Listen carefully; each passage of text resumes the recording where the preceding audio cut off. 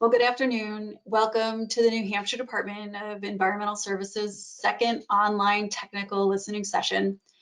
We're planning to present the methodology used in the draft PFAS. We're planning to present the methodology used in the draft PFAS soil remediation standards, otherwise referred to as the SRS. That potentially will be included in the proposed revised ENVOR 600 contaminated site management rules. As you're aware, pursuant to RSA 485 H13, DES is required to initiate rulemaking for PFAS SRS by November 1st, 2023. Thank you for joining us here today.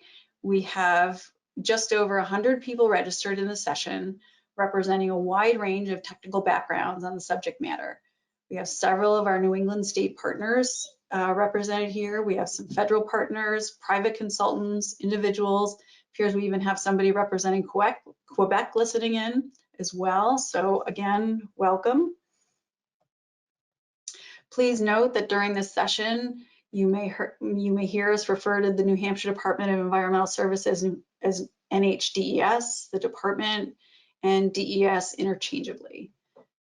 This listening session, including the associated comment period, is being held in advance of the formal rulemaking process to provide a broad opportunity for all interested parties to share their ideas and technical concerns regarding the methodology that HWRB has used in the development of the proposed PFAS SRS.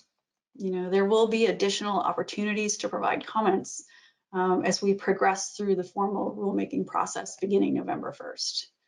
In addition to today's listening session, which will be recorded, we encourage any attendees who wish to, you can also submit comments in writing to DES as long as we receive those by August 31st, 2023 by 4 p.m.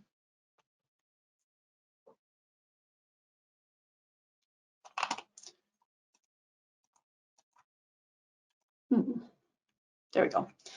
All right. So my name is Amy Renzi. I'm the State Site Section Supervisor in the Hazardous Waste Remediation Bureau, and I'm going to be moderating this session. The agenda shown in the slide is basically first I'm going to introduce the team and provide some guidance on using the GoToWebinar software. We'll be hearing from both Kate-Emma Slosher and Tanya Justin, who are with me today. You can see right here on the screen.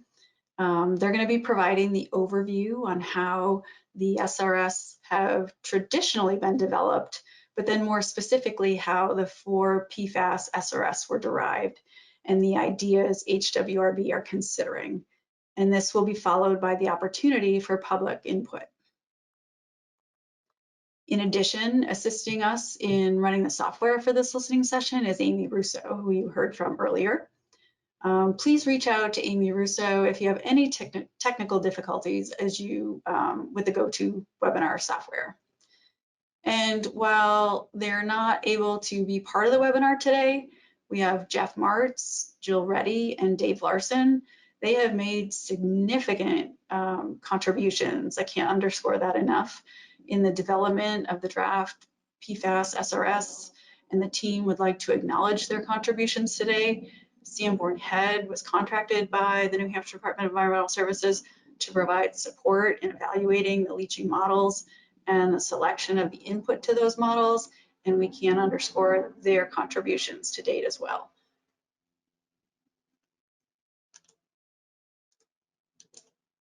Oop. Sorry, this is a little tricky. Oh my gosh. I cannot go back.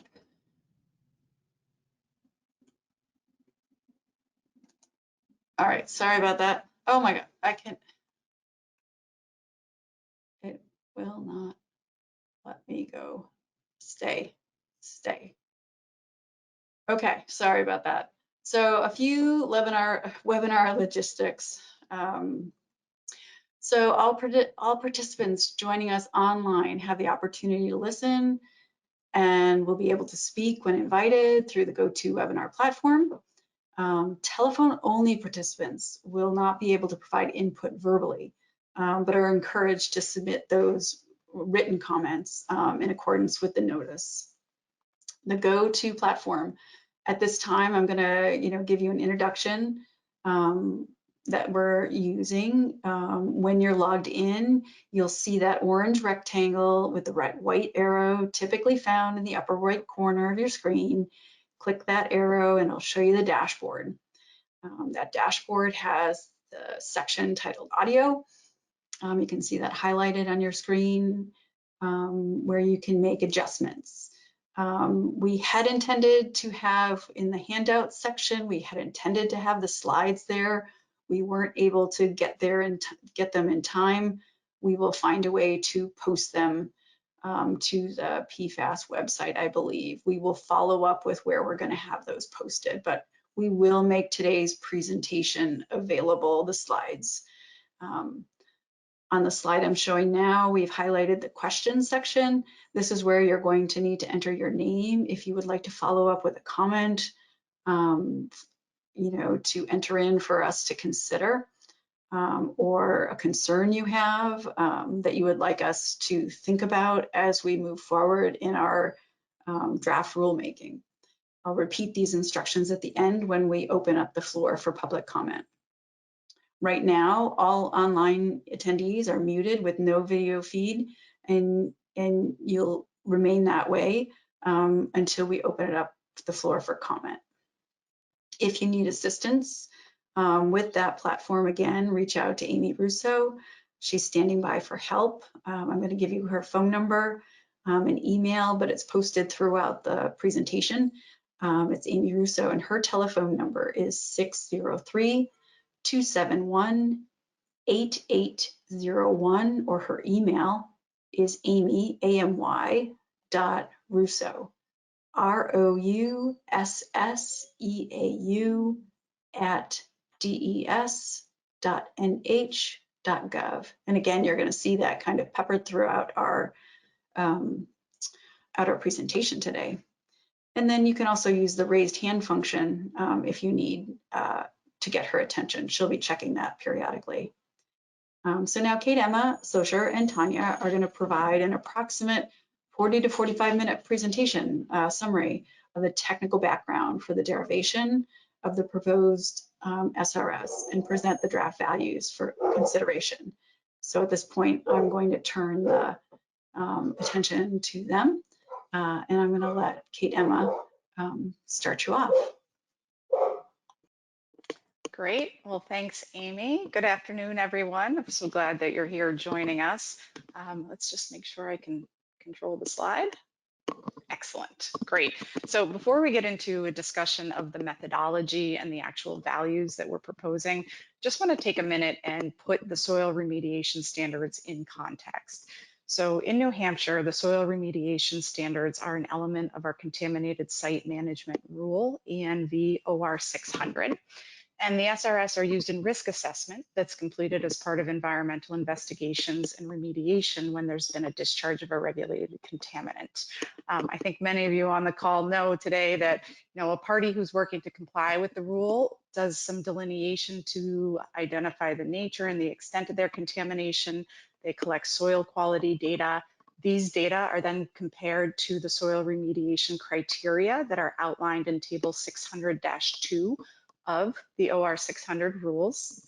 And then based on these comparisons, the responsible party needs to generate a plan to essentially remediate and restore that soil quality to meet the SRS. And I'll say those plans typically include addressing groundwater quality too, if there had been violations of our ambient groundwater quality standards. The SRS are going to apply to all the contaminated soil that result from the discharge, but there are a few notable exceptions to that. The first is there's a provision that exists in the rules as they are written right now to allow for derivation of a site-specific leaching-based soil standard, provided that there's a demonstration that leaching of the contaminants will not cause a violation of the AGQS. And then there's also an exemption that when soil contamination is found to be related to a background condition, then those soil remediation standards do not apply to those particular soils. And so to talk about where we are with the SRS rulemaking process, Amy introduced at the beginning that we've had a statutory requirement that came out last summer that has us working towards initiating rulemaking by November 1st of this year. We're talking a lot today about the work we have been doing in the last year, but just to give you a look forward, we are looking to establish these SRS with our initial rulemaking by that November 1st deadline. The 4 PFAS that we're focusing on are PFOA, perfluorooctanoic acid, sometimes we call that PFOA, perfluorononanoic acid, PFNA, perfluorooctane sulfonate, PFOS, sometimes we say PFOS, and PFHXS, perfluorohexane sulfonate, because those are the 4 compounds for which AGQS have been established in the rule to date. So think about that as we're going through today. We're going to take any of your comments. We're going to use those to inform the drafting of our initial proposal. That proposal is then presented to our Waste Management Council. Then there's a series of paperwork filings, but amongst those, there is a fiscal impact statement request, and then a notice of proposed rulemaking that would be published. At that time, then there would be a public hearing. Amy mentioned that too, but this public hearing would go over not only the content that we are talking about today, should it be included in our initial proposal, but any other sort of edits we might have to the rule itself, any of that narrative we would discuss at that time. Following that public hearing and public comment period, we would prepare a final proposal that makes its way to JL Carr, and then we get to the point where we have rules that could be adopted. So as you can see, we're a long way off from actually having criteria that we will be implementing. But throughout this whole process, what we're really trying to do is we're seeking to add clarity and guidance wherever we can. And trying to advance my slide here.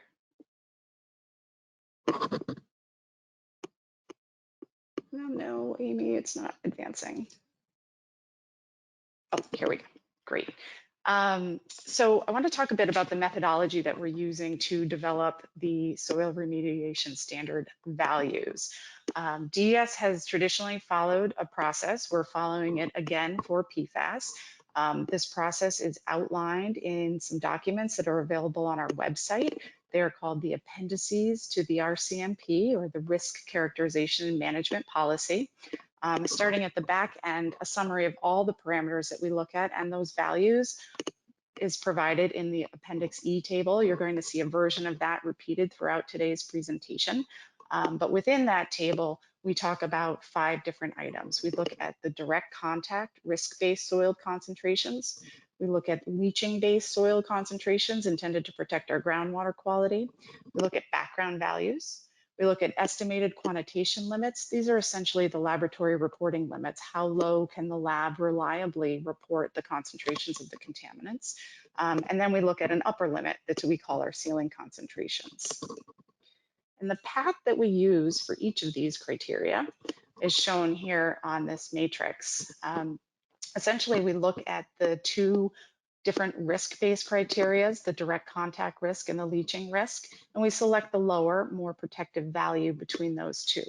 Then we compare them to background and quantitation limits criteria, because what we want to do is we don't want to be proposing a standard that's greater than an ambient background condition. We also don't want to be proposing less than an ambient background condition, and we don't want to be proposing a standard that's less than a level that a lab can reliably report. So then we compare all those values, we compare them to this upper ceiling limit, and then we get to what we propose as the lower value for the SRS. So we're going to step through now each of these 5 criteria. I'm going to start with the direct contact criteria. The methodology for this is detailed in the RCMP Appendix A, but we do have a memo for this and the other criteria that we're anticipating making available to you through this in the rulemaking process. It will have technical information to back up what we talk about today.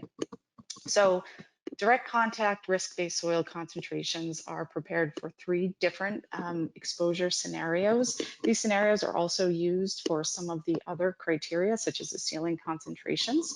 But the 3 scenarios are S1, S2, S3. S1 is a residential scenario. It is, you can consider, I suppose, a young child who's exposed to contaminated soil all day long.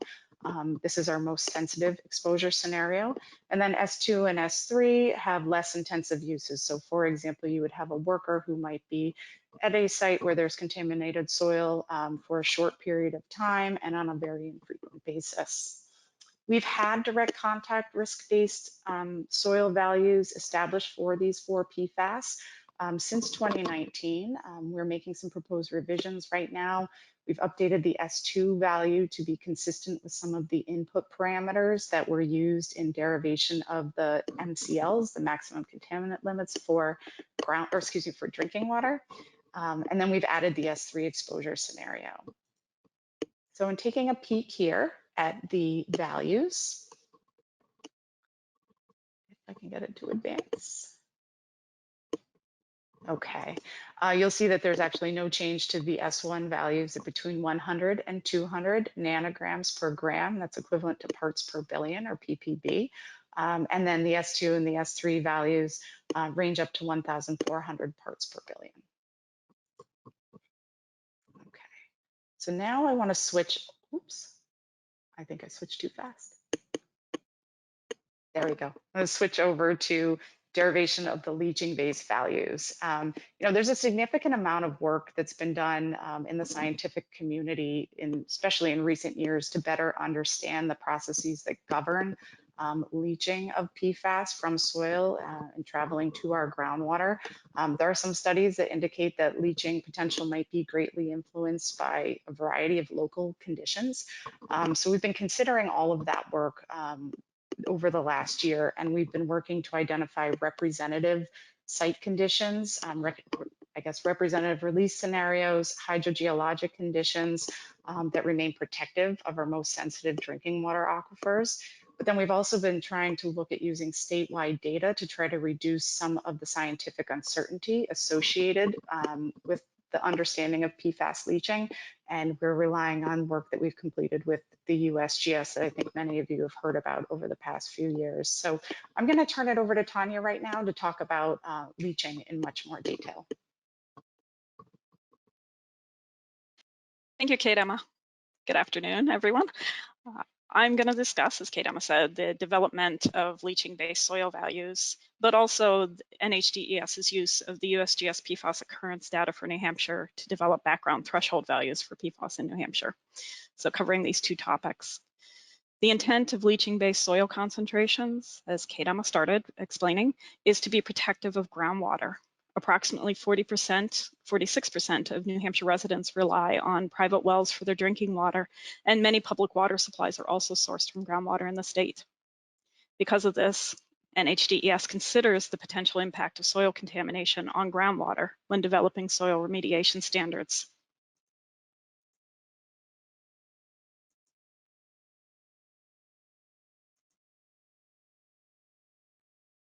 Got to get access to click.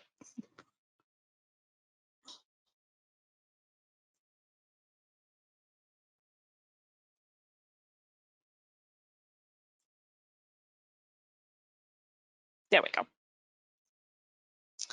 Unfortunately, there are limitations to deriving leaching-based values for PFAS by modeling in the manner we've previously used for other regulated contaminants. Currently, chemical-specific information available for each PFAS are variable with no scientific consensus. DES's methodology for leaching modeling that we've used historically for other regulated contaminants doesn't directly account for parameters potentially important to PFAS leaching, such as the air-water interface partitioning and surfactant-induced flow. Historical modeling also does not represent some PFAS contaminated sites in New Hampshire. So these are the air deposition sites and AFFF sites. They are often a much larger area of contamination. They're on the ground surface, and they potentially have more diffuse concentrations than other releases. So this is a different kind of release than are often modeled for or seen for different contaminants. To help work through these concerns, when we started looking at leaching based values and deriving these, DES hired a contractor, Sanborn Head and Associates, to research and assess the currently available leaching models and recommend a model for our efforts. They were also to research chemical specific variables for these PFAS and make recommendations for values to use in the modeling efforts for each of the PFAS. After more than half a year of work, Sanborn Head recommended, and DES agreed based on a review of their work, that DES would use the CView modeling software. So it's the CView Transport and Fate modeling software is by ESCI LLC.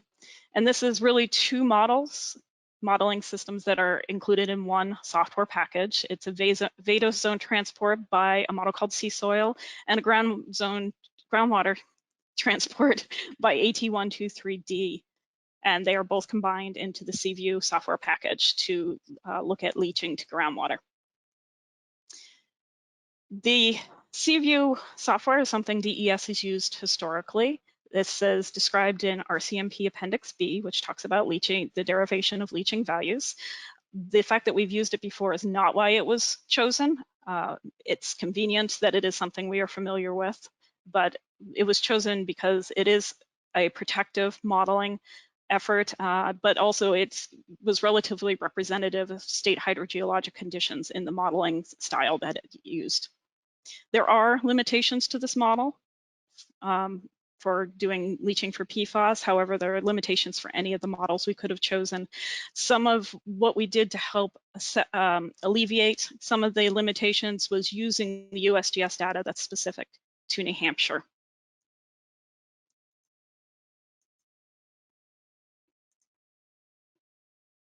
Now that we had a model for leaching, we were able to actually start the modeling process and look at the derivation leaching-based values. So I want to talk about the modeling process for a little bit and explain what we did and how we did it. So we used a protective conceptual site model for a release site and for the parameters that were used for a generic site in New Hampshire. Again, these are all outlined in Appendix B, so we use things consistent with what we've done before, and you can look those up.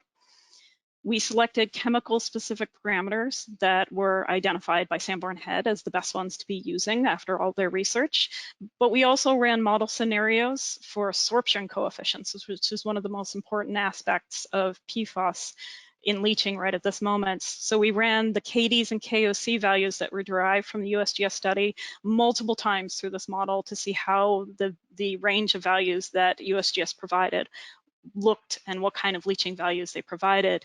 In the end, based on the information that we had accumulated, we selected the 10th percentile KOC from unspiked samples of the USGS leaching study as the value that would be used in our derivation run for leaching-based values. I also want to point out that we did evaluate the PFAS-specific release scenarios that I mentioned earlier, the surface releases to a large area. Sanborn Head and DES both ran model scenarios looking at this and assessing how this would affect the outcome of leaching-based values. In the end, we chose for our leaching-based values to implement a subsurface release scenario because it's more protective than the surface release scenario.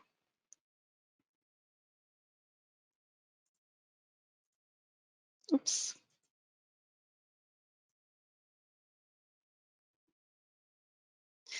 Little more detail. This information, again, is in Appendix B, but these visuals are not, and it helps sometimes to have a visual of what the model looks like when we're talking about this. We model using a 10 meter by 10 meter source area. It is 1 meter thick. So starting from 1 meter below the ground surface to 2 meters below the ground surface. This is a subsurface release, as I mentioned. So think in terms of an underground storage tank or a leach field, something along those lines. And the bottom of the source contaminated area at the start of the leaching modeling is 1 meter above the groundwater table, which is 3 meters below the ground surface. Sea soil is used to model transports and leaching through the vadose zone down to the groundwater. And then there is a point of compliance or a receptor well that's located 10 meters down gradient of the edge of the source area. and AT123D is used then to model contaminant flow through the groundwater to that point of compliance. I also want to call out that one of the protective things we do in this modeling is using a low organic carbon, because organic compounds will stick to carbon, and so a lower organic carbon will allow more of the contaminant to reach the groundwater in the modeling. We use an FOC of 0.1%, and this is reasonable for the state for subsurface conditions in some areas that can have a very low organic carbon.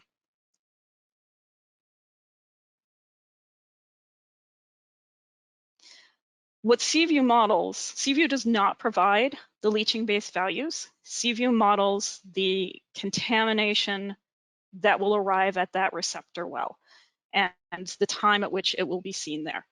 We take the maximum groundwater concentration that's predicted to exist at that receptor well, and we calculate a dilution and attenuation factor, a DAF, and you'll hear this a couple times from me today, so I'm going to explain how this works. So a DAF is just the input soil concentration divided by the maximum model groundwater concentration at that point of compliance at that receptor well. DES uses 10 parts per million for the input soil concentration, and the relationship is linear, therefore it doesn't matter what concentration we put in, but we do tend to use the 10 ppm, which is a high concentration, just to make sure that we see concentrations at that down gradient well and are able to do the calculations. So 10 ppm divided by whatever the maximum groundwater concentration observed at the well gives us the DAF. And the DAF is then multiplied by the ambient groundwater quality standard for that contaminant, and we get a leaching-based soil value from that. And this is what we've derived based on all that information. So this is our Appendix E table. And the leaching-based values here are in nanograms per gram or parts per billion. We have 0.1 part per billion for PFOA, 0.5 part per billion for PFNA, 0.2 part per billion for PFHXS, and 0.8 part per billion for PFOS and PFOS.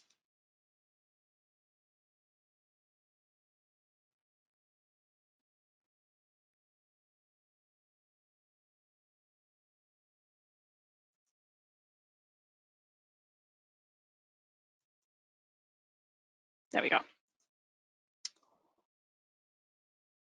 This box and whisker plot shows the leaching standards and guidance values for other states, the range of them, what they look like, and the L's on the plot are derived and proposed leaching-based values that we have right now. We fall within the range of what other states are doing, on the lower end for some of them, but within the range.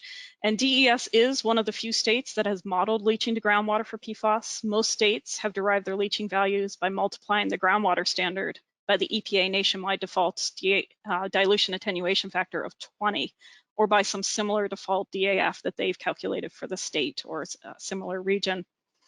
So I believe there are 3 other states that have actually done modeling, so our attempts are a little bit farther along and a little more site-specific and focused on trying to figure out what leaching modeling is.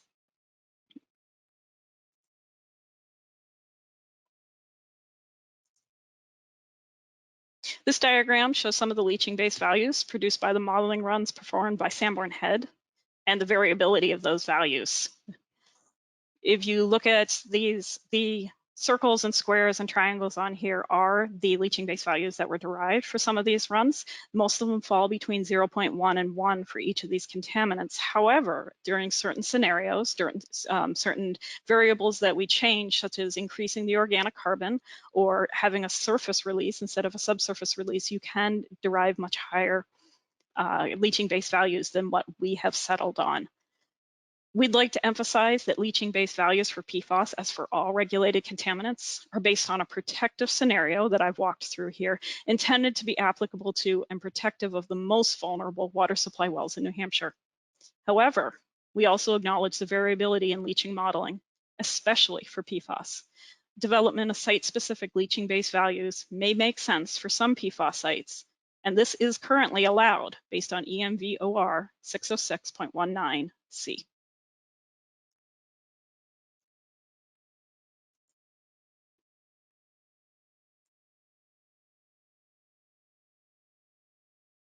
Before I get into the background values, I do just want to mention that that section was the longest summary that we're going to do here for each of these 5 things that we're looking at for SRS. However, it is a very, very condensed discussion of what the work was actually performed by both DES and Sanborn Head. So to understand that there is a lot of work and a lot of thought that has gone into this process.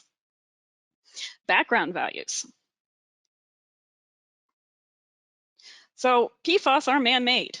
They do not occur in nature in any way, shape, or form. They are made by humans. Therefore, there are no natural background concentrations being proposed by DES for inclusion in the SRS derivation process.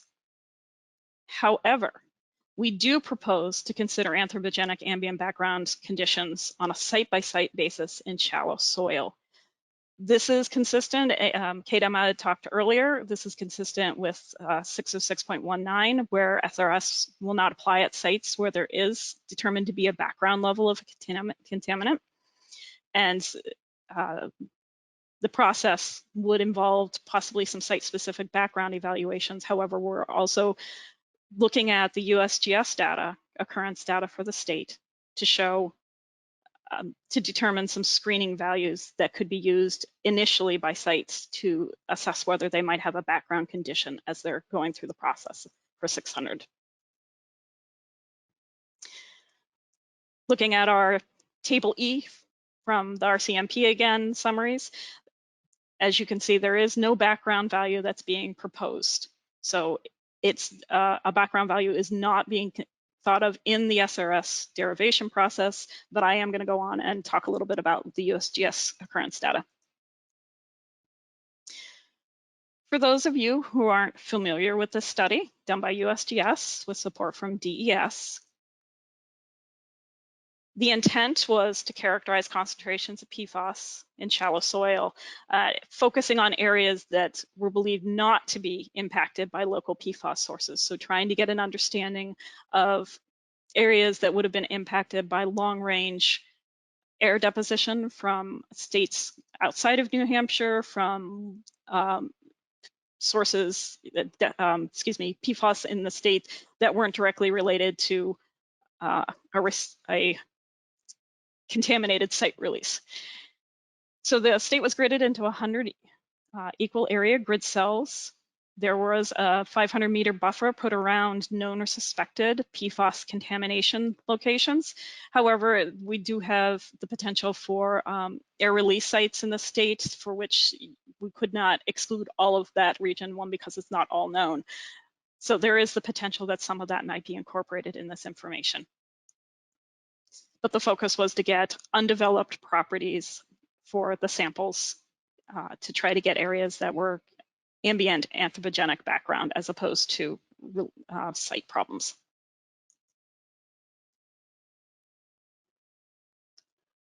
This may be the first time most people get to see the visual depiction of what came out of USGS, their occurrence data. So on the left, we have PFOS, and on the right, we have PFOA. As you can see, USGS was able to get some really low detection limits with the laboratory. So there are some very low concentrations here that were detected, but there were detections throughout the state, ranging from non-detected, about 0.2 or lower, all the way up to greater than 4 for these two. The other two PFAS of interest, PFHXS and PFNA, lower concentrations overall than PFOA and PFOS, but still detections across the state.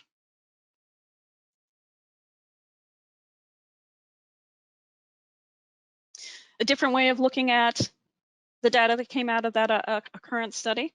These are not all the PFAS that were analyzed for or detected. These are the list of PFAS that had enough data to be able to do this analysis. So this is a shortened up list providing information on those that were detected. We will focus in a minute on our 4 regulated contaminants. But for right now, I just wanted to point out that there is a lot there. Well, the PFAS were detected across the state, there were many that were detected at very low levels. So this line across the top, the blue line here, is the common laboratory reporting limit right now of about 1 nanogram per gram. And as you can see, a lot of these values are below that. The draft EPA method 1633 laboratory reporting limit is 0.2, so that drops it down a good bit, and many more of these detections we'll be able to see by a normal laboratory.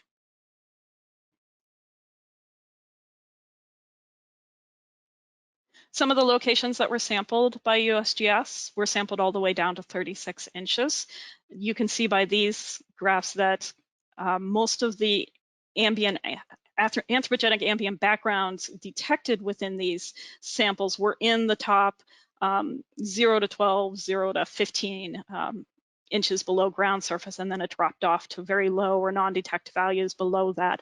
This is not necessarily a trend that is seen on sites that are contaminated. They don't tend to disappear and go to non-detect at deeper levels. This is more the background condition that is seen, that you have concentrations on the or near the ground surface and less in the deeper soils.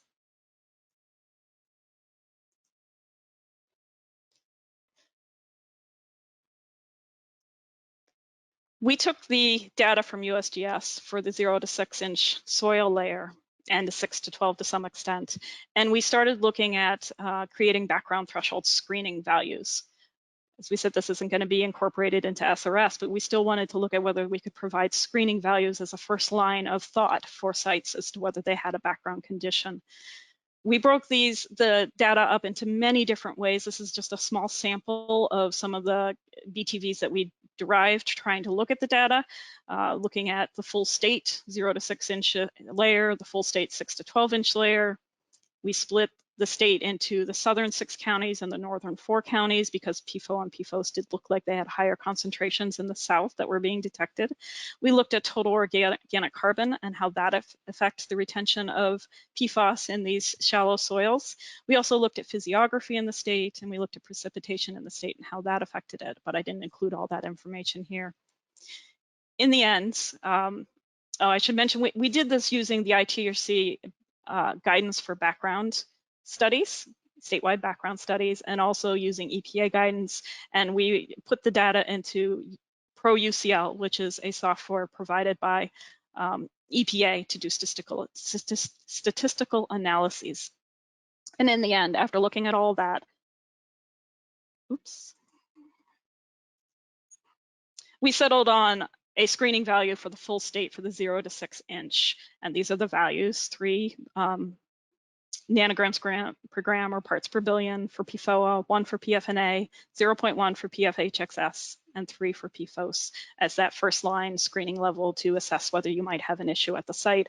Obviously, this is statewide and it may not apply to all places in the state in the same way, but it is something to be able to have an understanding of what might be going on at your site as site is looked at to begin with. Going back to that box and whisker diagram, cutting down to our 4 regulated contaminants.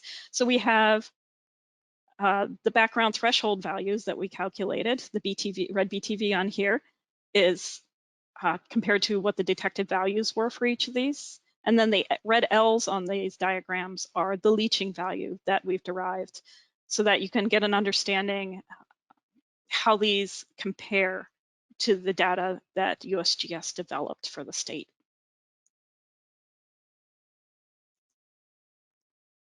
And looking at the reporting limits again, this is what the common reporting limit is right now. Our leaching values are a little bit below what would be seen at this time using standard laboratory methods. However, the 0.2 for the draft 1633 would incorporate that. And now I'm going to turn the discussion back over to Kate Emma. Great. Let's see. All right, thanks, Tanya. I'm just going to talk for a few more minutes and step through the rest of this matrix, starting with those estimated quantitation limits that Tanya just talked about. As we mentioned, it's how low can these laboratories reliably measure these contaminants. We do typically tabulate these quantitation limits in Appendix C of the RCMP. So we'd be looking to expand upon that for these 4 PFAS. We need to use an EPA approved analytical method. I think like many of you on the call today, we're eagerly awaiting the publication of the final method. We are looking at draft 1633. We've pulled that 0.2 that Tanya mentioned as the EQL to be used. That's what's published following EPA's multi-lab validation study. Should that change when the method is finalized, or if the method is updated in the future, we'll need to come back and take a closer look at that. So I think here, just to show you the values, that would be the 0.2 parts per billion. And now let's just step through the ceiling concentrations. So the ceiling concentrations are determined based on the odor index of a chemical, the chemical's volatility, and then those 3 S1, S2, and S3 soil categories we talked about earlier. Based on these parameters and the values for those parameters, there's actually a lookup matrix that's in the RCMP today in Appendix D. And that's where these upper limits are pulled from. In general, chemicals with a relatively high odor index have a correspondingly lower ceiling value. You know, our current understanding about the PFAS that we're talking about today is that under typical environmental conditions, we don't think we have a significant volatilization risk from the soil. But I'll also mention that the current data about odor indices and volatilities can be scarce, and some of it can be wide ranging. So we acquired as much data as we were able to. Our environmental health program did an excellent job pulling that together. They have summarized it in a memorandum that we will make available as well with the backup for this. But then you'll be able to see what we looked at for the input parameters. And so as I click ahead to our risk table, or try to click to our risk table, here we have the proposed ceiling concentrations. And as you can see, these concentrations are orders of magnitude greater than everything we've been talking about thus far, primarily looking in that 100,000 parts per billion range and higher. And for PFHXS and PFOS, we felt as though there wasn't enough data to actually populate values on this table. So, see if this works. All right, so that brings us to the computation. As you saw, we have our direct contact values and our leaching-based values. Based on what Tanya talked about, the leaching-based values are lower than the direct contact, so we keep that in mind. We've compared it to background values. We're not proposing to establish the background value because we don't see PFAS through the entire depth of soil column that would be regulated with these soil remediation standards, so there's no background value there. So now we're comparing against the EQLs, those analytical lab reporting limits. And so between the two of those, we know those values are much lower than the ceiling concentrations. So if you've been keeping notes, and we'll get our drum roll here, this is the fully populated Appendix E table that shows the proposed soil remediation standards. The S1, S2, and S3 values would be the same as the proposed SRS. For PFOA, you're at 0.2 parts per billion, as well as with PFHXS. PFNA, you're at 0.5 parts per billion, and PFOS, 0.8 parts per billion. And then you can see in the leaching and the EQL columns, there are some cells that are highlighted, and those would be the parameters that would govern the selection of the soil remediation standards based on the matrix we've been talking about. So we know these values are low. You know, just like PFAS and water, the concentrations are much lower than other typical environmental contaminants, but we've been trying to give this a lot of thought, thinking about how this would be implemented for our sites. And I want to just give a quick summary. You know, Tanya had mentioned this, and I think I led into it at the beginning. We're looking to further develop some guidance from HWRB that can be provided to our responsible parties, the consulting community, and our staff internally within HWRB on what our expectations would be for a site-specific background assessment. Tanya mentioned the background threshold values. That would be a component of it, one line of evidence that we would be looking at. And then what would be our expectation for a site-specific leaching-based soil standard? if a responsible party wanted to propose something to be used at one of their sites. So stay tuned on that, and we do welcome comments and feedback on any of those topics as well.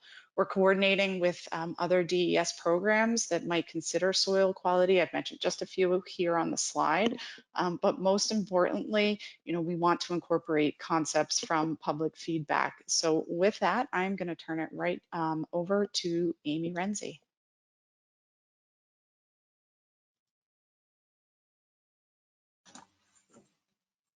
Okay, well, thank you, Tanya and Emma. All right, I think I have. All right, thank you for listening.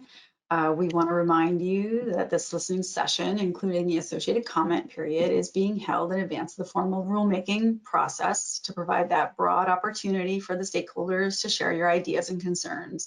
And we hope that this summary has provided some context for the methodology used to derive the proposed SRS values and the types of considerations we're weighing on as we propose the rule revisions. Any written comments that if you wish not to speak, would need to be submitted on or before August 31st at 4 p.m. If you're not going to provide oral comments today. And that has to do really with our need to move forward in providing draft rule text in order to meet our deadlines for initiating rulemaking by November 1st. That's statutory deadline. And those can be submitted to my attention. And the information is on, can be submitted a number of different ways, but through email, regular mail, by fax, it's up to you, whatever is most convenient. But anyways, on the slide here, you can pick how you would like to send it. And again, these slides will be made available. We will figure it out how to get it onto our PFAS website. And again, this is being recorded. And then once again, one more time, you will have an opportunity to submit formal comments when we select the final proposed rule in SRS as part of the formal rulemaking process. So in a few minutes, we're going to take a 5-minute break. However, I just want to take just a minute or two to go over sort of the ground rules for providing feedback in our comment session. If I can just go back. I am terrible at this. We're going to take a 5-minute break. And so, our objective is to make sure that anybody who wants to speak has a reasonable opportunity to do so. After we went over in the very beginning, and when we come back from our break, I'll just go over again, just as a quick reminder of how to do so. After you go to that question box and type in your name and who you represent in accordance with those instructions. We're going to have that sign that recordation, and your name is going to be on there. We'll call you in the order in which your name shows up, and based on the number of attendees and depending on how many people actually would like to speak, I'm going to request that you limit your time to 5 minutes. If you talk long, then I'm going to give you a gentle reminder that you're coming up on the 4-minute mark, and I would please graciously ask you to yield the floor within 5 minutes to allow the next speaker to talk. And if you have more to say, or you have additional things you would like to say, just ask you to get back into the queue and put your name back in, and we will cycle through as many times as we need to. And then if by the end of the day at 3:30, when we need to end the session, please submit those additional comments to us at that point. And so I believe that's it. And the last thing I would say is that, we are listening today. We want to incorporate your comments, your concerns as appropriate. This is not a question and answer time period, and this isn't a debate type of a scenario. It's an opportunity for you to provide your comment, and we're here to listen. And so that's what we're here to do today, is to listen to you. So now we're going to take a 5-minute break, and we'll be back, and we can't wait to hear what you have to say. So don't be shy.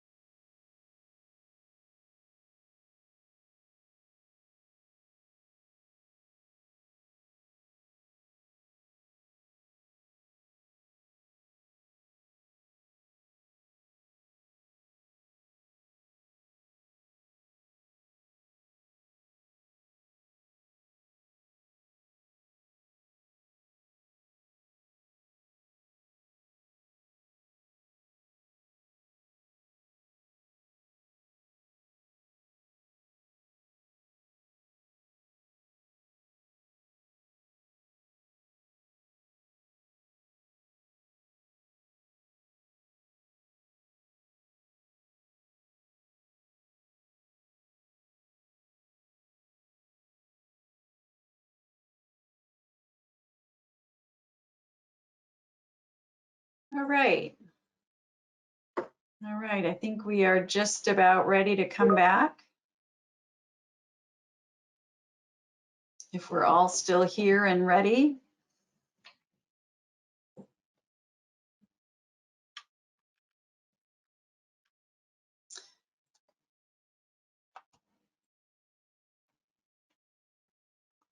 I think we'll get started. I just want to, Amy, actually, hold on a sec. I just wanted to, I just put up the go-to webinar, basically the webinar protocol that I first showed in the beginning of the session, just as a reminder. You know, a reminder for our telephone only attendees, you're in listen only mode and you won't be able to provide verbal comment. Please feel free to send in written comments. We would love to hear from you, you know, and for our oral comments, you know, please, in the question function, you know, please put in your name and who you represent. Please understand that question box, that is not for your actual comment. Please don't put your comments in that question box.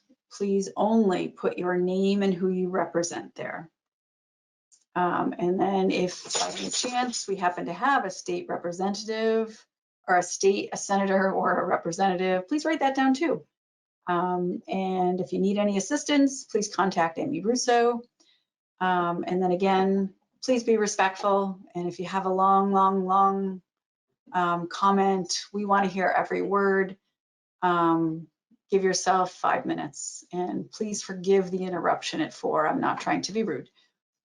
So with that, you know, also too, a gentle reminder, please be respectful of each other. We may have differing viewpoints and we all come from different backgrounds and sometimes things are emotionally charged. So in all cases, I ask that all participants honor the process and uphold a public input session to hear differing viewpoints and concerns and extend each other courtesy and civility. So thank you. We're going to begin the technical listening session now.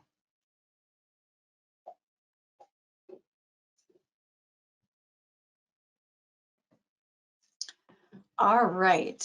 Amy, is there a way that you could blow that up just a little bit? Oh, I would help if I put my glasses on. Oh, all right. This spells trouble. I'd like to call on Richard from Vermont. Can we unmute Richard? Richard, you're unmuted and you should be able to unmute yourself on your end. I do have you listed twice, so in case I didn't unmute the right one, we will figure that out.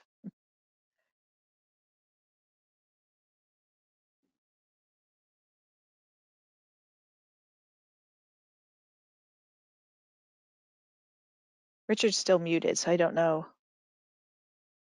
if he can hear us. If you can hear us, Richard, there you go. You're unmuted. Oh, I got it. No, I could. I was clicking on the unmute button and it wasn't working. So, well, good afternoon. Thank you for that very interesting presentation.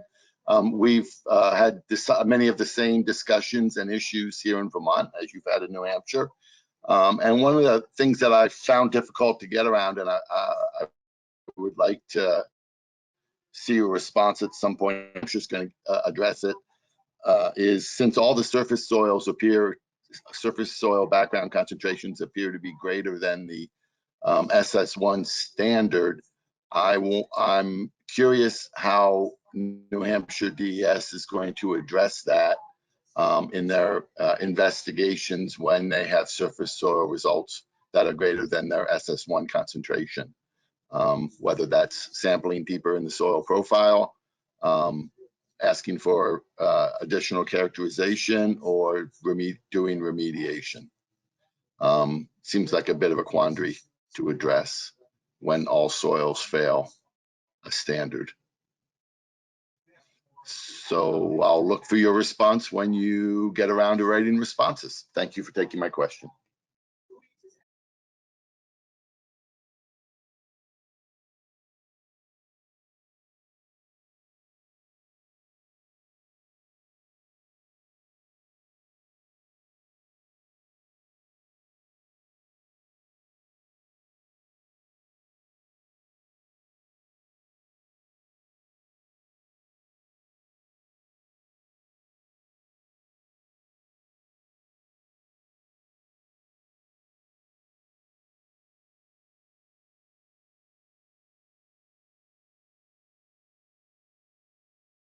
If anybody else?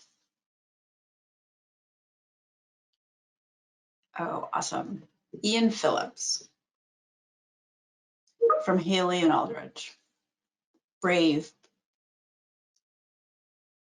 Please unmute yourself.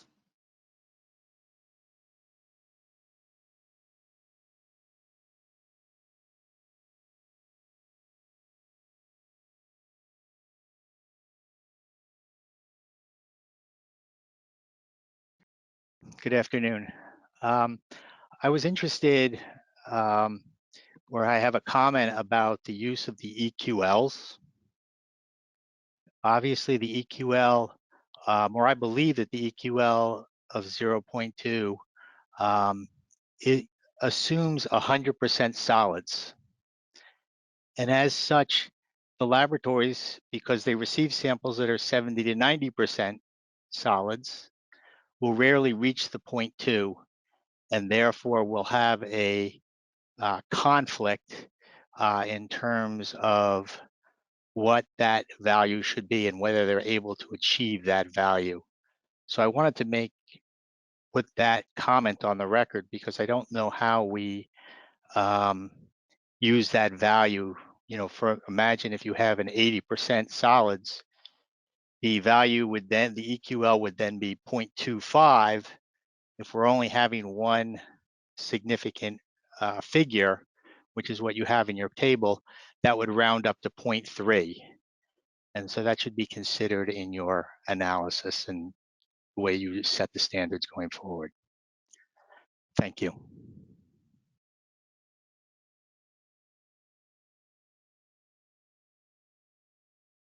And I should have commented both from Richard as well as you, Ian, that in both cases, I think we have had conversations around both of those issues. And I wanted to thank you for those comments. And it's things that when we said in the one slide that Kate Emma touched about other considerations and things, those are the issues that we're talking about as in implementability. So we are very much cognizant of those issues and we're working on those. So thank you very much for bringing those things up, and you'll hear more from us. We appreciate those thoughts.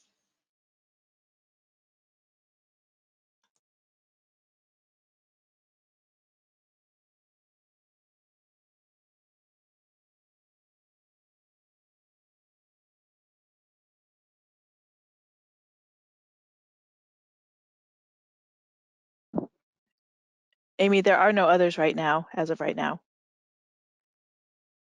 Do you want to just give it maybe 2 or 3 more minutes? Can I coax anybody else into wanting to speak? We have 84 people on the line, 83, dropping fast. We can just offer that if you want to follow up with some written comments or questions, you can feel free to email me. I know it was a long presentation and a lot to digest, so it might come to you later. You're welcome to shoot me an email and I'll pass it to our technical team. But we welcome any thoughts. And again, as Kate Emma or Tanya may have alluded to, there's going to be a report with documentation on each one of the parts and pieces that are required to look at to come up with the SRS and the derivation of that. So that will come out later, in which case it can be looked at in greater detail. This was just the 20,000 foot version, so there's lots to come, lots of detail to read through. So we're excited to share all this. A lot of hard work has gone into this. So please feel free to reach out. We welcome comments and constructive criticism as we go forward.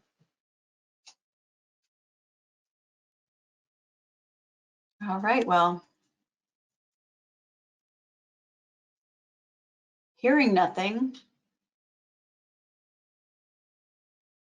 do I dare say we end this technical session? Going once? Going twice? All right, I declare the technical session over. Thank you very much for your attendance.